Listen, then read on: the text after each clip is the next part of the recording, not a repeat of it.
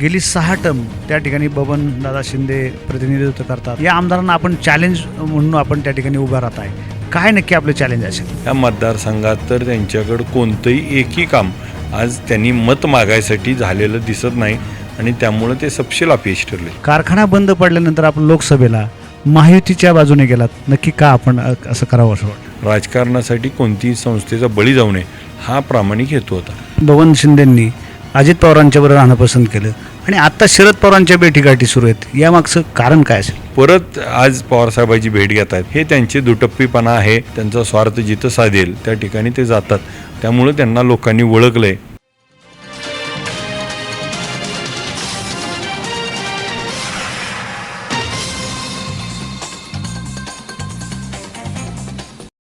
नमस्कार, star Maharashtra news चॅनलमध्ये आपणा सर्वांचं स्वागत आहे. महाराष्ट्रामध्ये विधानसभेची रणधुमाळी चालू आहे आणि यातच अनेक जण महायुतीतून इच्छुक आहेत, काही महाविकास आघाडीतून इच्छुक आहेत. असेच आपल्याशी आज चर्चा करण्यासाठी म्हाडा विधानसभा मतदारसंघातील एक प्रबळ दावेदार आणि ज्यांनी विठ्ठल सहकारी साखर कारखान्याच्या माध्यमातून बंद अवस्थेत असलेला कारखाना ऊर्जित करून नुसता विठ्ठल कारखानाच नव्हे तर इतर 5 कारखान्याला ऊर्जित अवस्था देऊन शेतकऱ्यांना अतिशय न्याय देण्याचा प्रयत्न केलात आणि तेच अभिजित आबा पाटील आपल्याशी आज चर्चा करण्यासाठी आहेत. आबा, स्टार महाराष्ट्र न्यूज चॅनलमध्ये आपला नमस्कार. माझा आबा आपल्याला पहिला प्रश्न असेल की आपण आता विधानसभा निवडणूक लढत आहे. आपल्याला या ठिकाणी प्रथम आम्ही शुभेच्छा देतो आहे. आपण पवारसाहेबांची काल भेट घेतली आणि त्या ठिकाणी मुलाखतही दिली, काय सांगाल?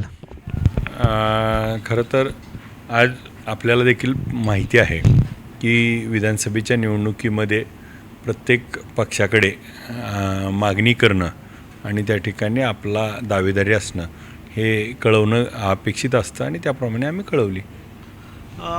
आता आपण म्हाडामधून इच्छुक आहात. गेली 6 टर्म त्या ठिकाणी बबनदादा शिंदे प्रतिनिधित्व करतात. 6 टर्म आमदार असताना या आमदारांना आपण चॅलेंज म्हणून आपण त्या ठिकाणी उभा राहत आहे. काय नक्की आपलं चॅलेंज असेल? खरं तर दादा ज्येष्ठ नेते आहेत, वयानं खूप श्रेष्ठ आदरयुक्त आहेत. परंतु गेल्या 30 वर्षामध्ये माढा शहरामध्ये आज बसस्टँडच्या अवस्था असेल, माढा तहसीलमध्ये आज बाथरूम नाही. 30 वर्षाच्या कार्यकाळामध्ये बाथरूमसुद्धा त्या ठिकाणी बांधता आलं नाही. आज परिस्थिती अशी आहे की माढा शहराच्या विकासासाठी आज कोणतंही ठळक काम झालं नाही. माढा तालुक्यातील माढा मतदारसंघातील कोणतेही रस्ते आज त्या ठिकाणी सुसज्ज अवस्थेत नाहीत, डांबरी नाहीत. आणि आता मुरुम टाकण्याच्या नावाखाली आज जर रस्त्याची दुरावस्था आहे. आज माढामध्ये त्या ठिकाणी आपण कुठेही गेला तर त्या ठिकाणी सोनोग्राफी असेल, MRI असेल, CT स्कॅन असेल, आज डायलिसिस असेल, कार्डिओक असेल, ह्याची कुठलीही आरोग्याची सेवा नाही. आज कोणतंही तिथे इंजिनिअरिंग मेडिकल कॉलेज असेल, शैक्षणिक हब नाही. त्या ठिकाणी रोजगाराची कोणतीही संधी उपलब्ध नाही. त्या ठिकाणी MIDCच्या माध्यमातून रोजगार निर्मिती होईल, तिथल्या मुलांना त्या ठिकाणी खूप काहीतरी करता येईल असं कोणतंही त्या ठिकाणी काम झालं नाही. जे काम झालं आहे ते ऊस आणि पाणी ह्याच्या पलीकडं आमदारांचं काम हे त्या ठिकाणी ठळक दिसत नाही. आणि 30 वर्षाची अँटी इन्कम्बन्सी आहे.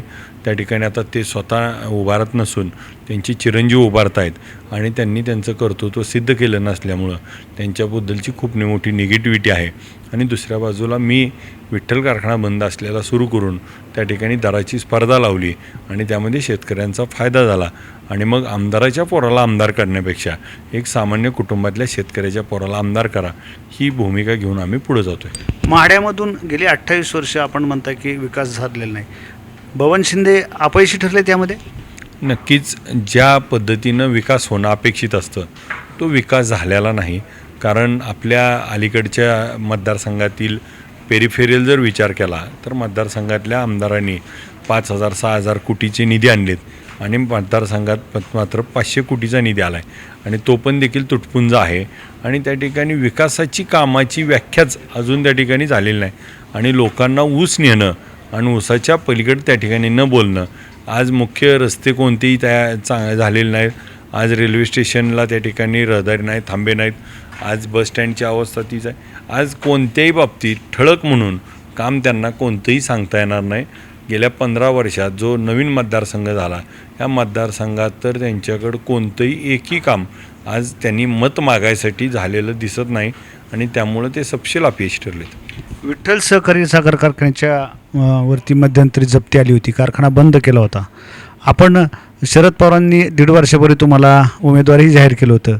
कारखाना बंद पडल्यानंतर आपण लोकसभेला महायुतीच्या बाजूने गेलात, नक्की का आपण असं करावं असं वाटलं? सगळ्यात महत्त्वाचं, मला ज्या मतदारांनी निवडून दिलं विठ्ठल सहकारी साखर कारखान्याच्या, आणि त्या विठ्ठल कारखान्याच्या सभासदांनी दिलेला विश्वास, आणि तो कारखाना बंद होता, तो सुरू झालता, आणि परत कोणत्याही अडचणीनं जे मी कर्ज काढलं नव्हतं, मागच्या संचालकांच्या काळातलं कर्ज होतं, आणि बँकेच्या कारवाईमध्ये त्या ठिकाणी काही निर्णय घ्यावे लागले, परंतु सर्वश्रुत आहेत. माझ्या याच्यातून मी विचार करणं अपेक्षित गरजेचं होतं की या ठिकाणी माझा कारखाना चालू राहायला पाहिजे. आज 3500 रुपये दराची स्पर्धा जी बोललो आहे, ती जर कारखाना बंद असता तर दराची बोलताच आलं नसतं. त्यामुळं कारखाना चालू ठेवून राजकारण केलं पाहिजे. राजकारणासाठी कोणतीही संस्थेचा बळी जाऊ नये, हा प्रामाणिक हेतू होता. सध्या महायुतीकडून सुद्धा आपल्याला काही ऑफर वगैरे नाही, काय आहे की जो उमेदवार निवडून येतो त्याला सगळ्यांकडूनच ऑफर असते. त्या ठिकाणी निवडून येणाऱ्या उमेदवाराला सगळ्यांनीच त्या ठिकाणी आवडतं. त्यामुळे योग्य वेळी सगळ्या माझ्या वडीलधाऱ्यांना, ज्येष्ठांना विचारून आम्ही निर्णय घेऊ. एकीकडे सांस्कृतिक कार्यक्रम आपण घेत आहे, बैलगाडा शर्यत घेत आहे, विविध उपक्रम राबवत आहे, यावरती विरोधक तुमच्यावरती टीका करताना दिसत आहेत, नक्की काय सांगाल? सगळ्यात महत्त्वाचं, प्रत्येकाची एक भूमिका असते. आज स्वार्थातनं परमार्थ असतो. आज माझा स्वार्थ आहे की मी लोकांपर्यंत पोचतो आहे, परंतु बैलगाडा शर्यतीच्या मागचा उद्देश हा देखील तपासणं गरजेचं आहे.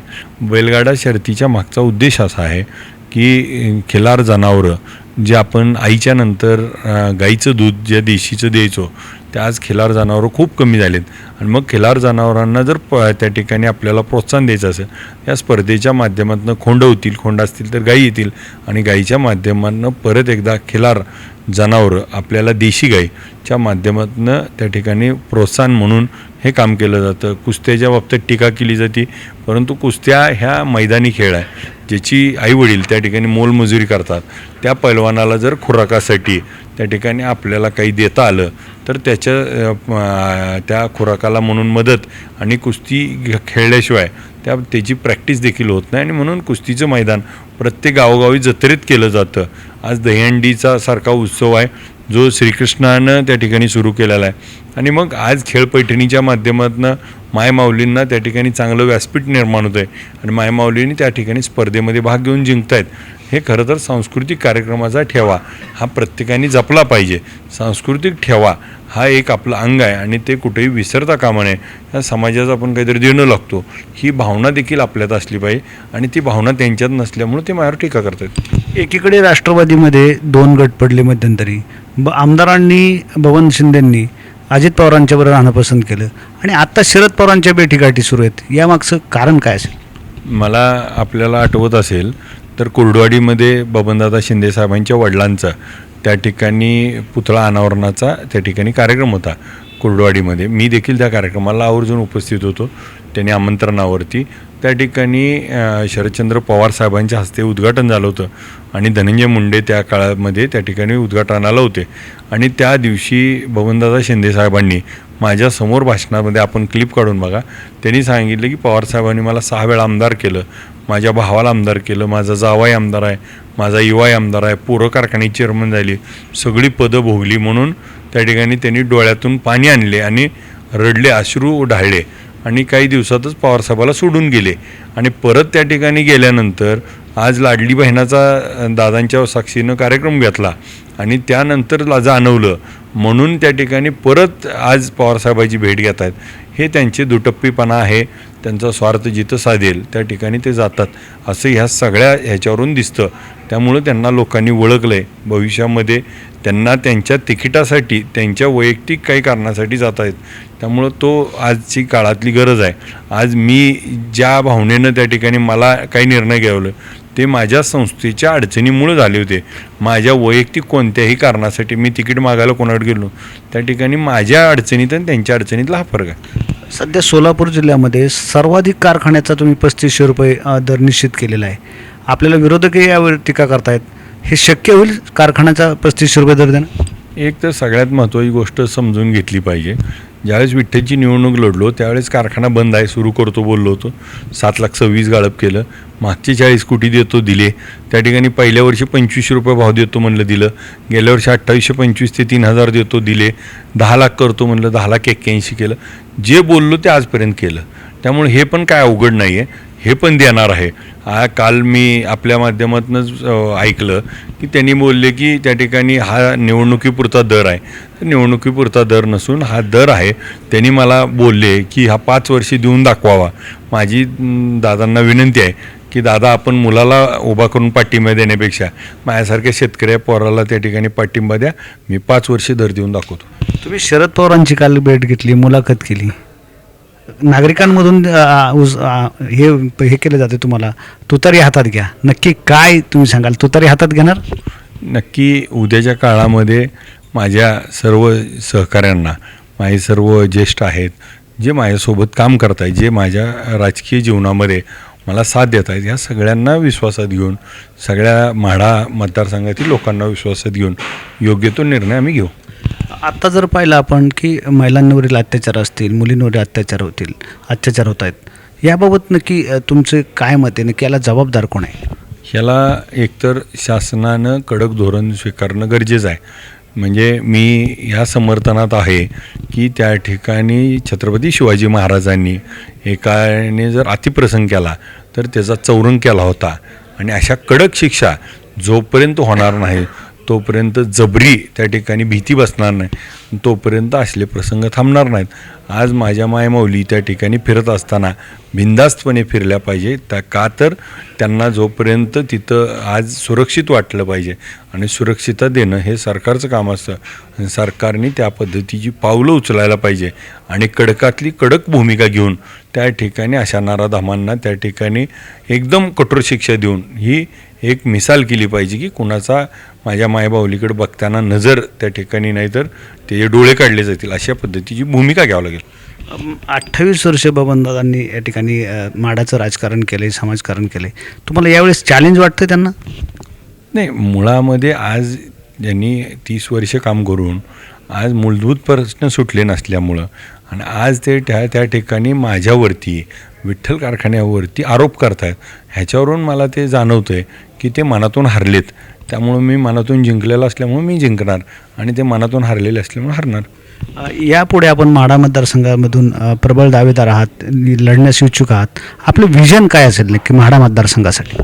माढा मतदारसंघामध्ये बघितलं तर प्रामुख्याने माढा शहर असेल, माढा शहरातील बसस्टँड असेल, माढामध्ये मोठ्या शॉपिंग कॉम्प्लेक्स असेल, पालखी महामार्ग असेल, माढाबरोबर मोडलीम शहराच्या सुधारणा असेल, उपळाईमध्ये उपळाई पॅटर्न राबवणे असेल, करकम डेव्हलपमेंट असतील, मेंढापुरी MIDC असेल, टेंभुर्णी शहराचं असेल, उजनी धरणाची डेव्हलपमेंट असेल, अशा काही गोष्टी येणाऱ्या काळामध्ये आम्ही त्याचं विजनची डॉक्युमेंटरी त्या ठिकाणी देणार आहे आणि त्या माध्यमातून माढा सर्वांगीण विकास हा आमचा धोरण आहे.